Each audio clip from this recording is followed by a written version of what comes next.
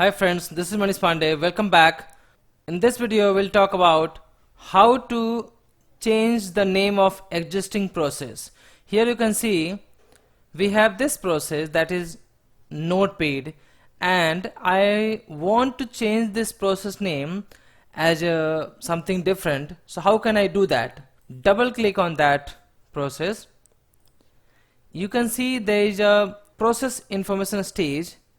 Double click on that, and this is the name. Currently it is showing Notepad. Just remove that and put your specific process name. So I'm going to write here, and here I'm going to write in the description work with collection. You can write anything, you can update that. Now click on OK, and now here you can see this process information stage has been changed. Now just save that, Control S, and write your comment, save that, close that, and now you can see that process name has been changed from Notepad to collection process.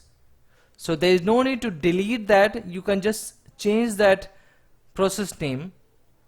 So by this way you can change the process name. I hope you like this. Thank you so much guys. Thank you so much for watching this video, and please subscribe this channel if you have not subscribed yet. Thank you.